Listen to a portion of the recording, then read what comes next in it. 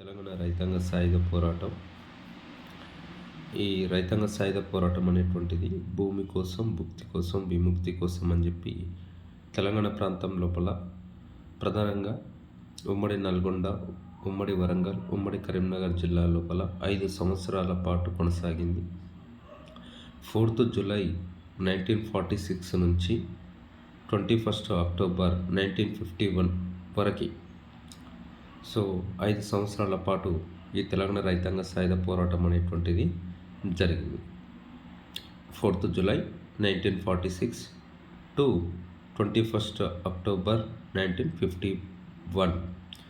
4th July 1946 జరిగినటువంటి సంఘటన ఏంటిది అంటే, కడివెండి గ్రామంలో జరిగినటువంటి సంఘటనలో భాగంగా దొడ్డి కమ్మరయ్య అనేటువంటి వ్యక్తి కాల్పుల లోపల మరణించడం జరిగింది. ఆ సంఘటన నాటి నుంచి 21st అక్టోబర్ 1951 ఆ రోజు రష్యా అధ్యక్షుడిగా ఉన్నటువంటి జోసెఫ్ స్టాలిన్ యొక్క సలహాతోన ఈ తెలంగాణ రైతాంగ సాయుధ పోరాటం అనేటువంటిది నిలిచిపోవడం జరిగింది. మరి ప్రధానంగా తెలంగాణ ప్రాంతంలో తెలంగాణ రైతాంగ సాయుధ పోరాటం జరగడానికి గల కారణాలు ఏంటి అంటే, ఫస్ట్ ఆఫ్ ఆల్ మొదటిది నిజాం నిరంకుశ పరిపాలన.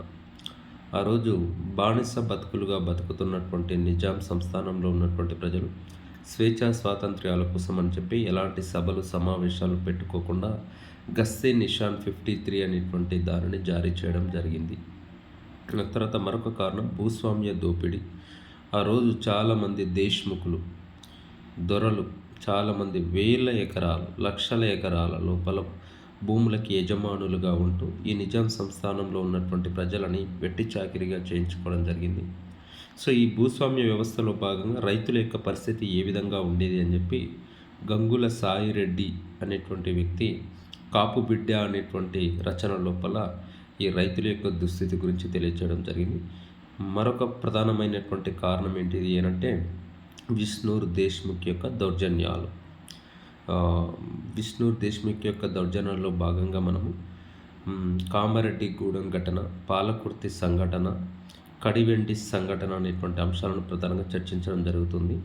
సో వీటిని మనం తర్వాత వీడియోలో చెప్పుకునేటువంటి ప్రయత్నం చేయం. ప్రధానంగా తెలంగాణ రైతాంగ సాయుధ పోరాటం జరగడానికి గల కారణాలు ఏంటివి అంటే, నిజాం నిరంకుశ పరిపాలన, భూస్వామ్య దోపిడీ, తర్వాత విష్ణూర్ దేశ్ముఖ్ యొక్క దౌర్జన్యాలు. Thank you everyone.